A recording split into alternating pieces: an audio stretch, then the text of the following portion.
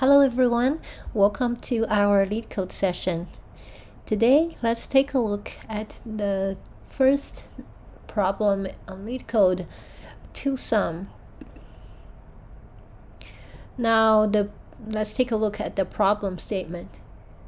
Given an array of integers nums and an integer target, return indices of the two numbers such that they add up to target. You may assume that each input would have exactly one solution, and you may not use the same element twice. You can return the answer in any order. And let's take a look at the first example. Given an array 2, 7, 11, 15, and a number target 9, and the output is 0 and 1, which are the indices of the first two elements that added up to 9. Now, the key insights are we need indices, not the values themselves, and each element can only be used once. There's guaranteed to be exactly one solution, and the order of return indices doesn't matter. Okay, I think this is pretty straightforward, and then now let's discuss about the potential approaches that we can take.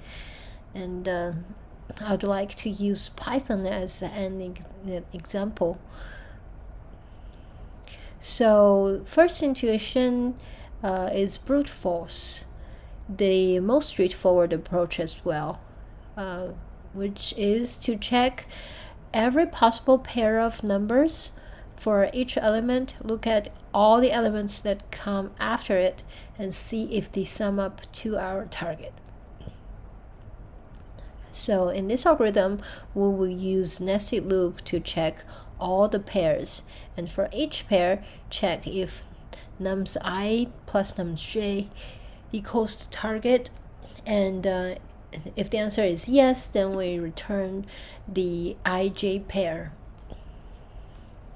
If no pair is found, then we will return an empty array. Alright, so let's start coding. So first we want to get the length of the array, which is n. And now let's check every pair ij where index I is less than index j. For I in range n,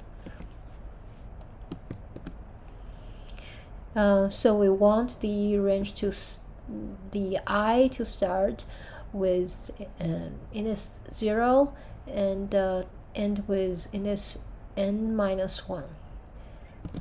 And for j, we want it to start with I plus 1. So we use range I plus 1 and till n minus 1. If nums I plus nums j equals the target, then return ij pair. Else, we'll return an empty pair. Okay, so this is the brute force, which is straightforward and clear.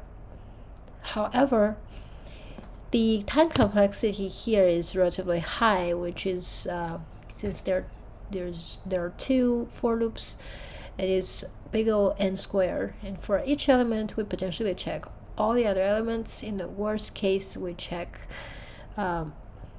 n multiplies n minus 1 divided by 2 pairs, and the space complexity is big O1. The second approach is hash table. Using hash table, we can basically achieve within one pass. And here's the key insight. So for every number x in the array, we know exactly what we're looking for. It's target minus x. instead of searching through the entire array to find this complement, what if we could look it up instantly?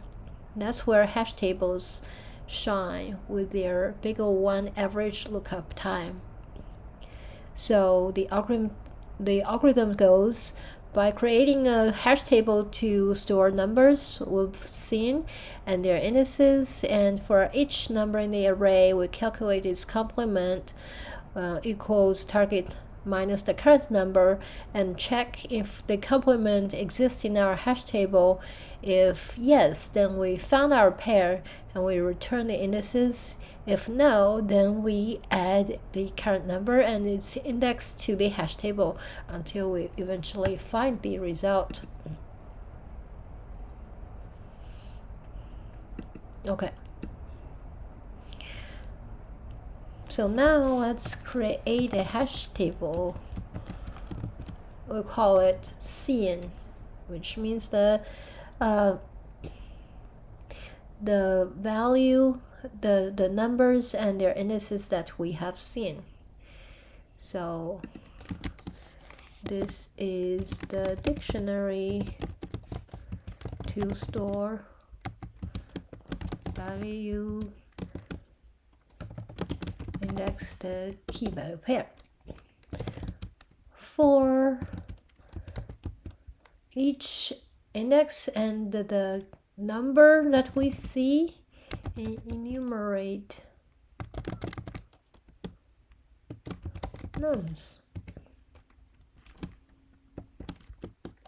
We calculate the complement equals target minus nums I.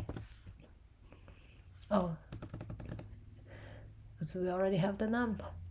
So if complement is already in seen, then we found it.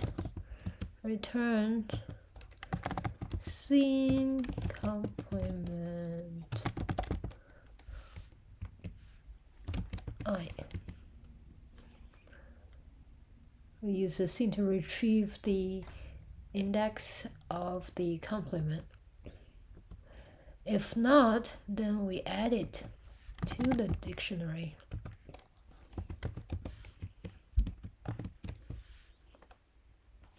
And eventually, if we haven't found any, then we return an empty array.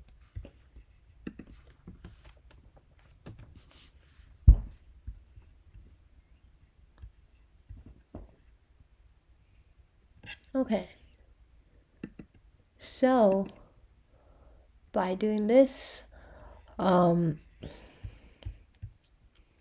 we can achieve the time complexity of big O n, since we only have a single pass through the array, no inner for loops, etc. The hash table looks up our big O1 average case. So and the space complexity, since we have this hash table, which is big O n as well. So in the worst case scenario, we store all the n elements in the hash table. Now we can run it and see that the result has passed, and we submit. Cool, done.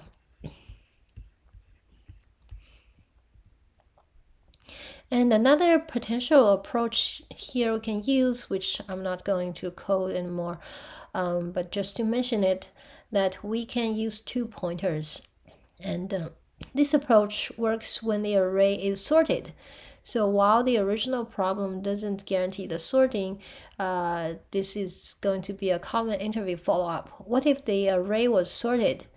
If so, then we can first sort it. We can use the algorithm of 2 pointers, pointing at the first the first pointer at the start and the second pointer at the end, and we calculate the sum of the elements at both pointers And if the sum equals target, then we found the answer. If the sum is too small, then we move the left pointer to the right. If the sum is too large, then we move the right pointer to the left. And in this case, the time complexity, with sorting, we will need to sort it first, and the fastest sorting algorithm takes big O n log n time, and then we have one pass. And the space complexity would be big O n for storing index value pairs.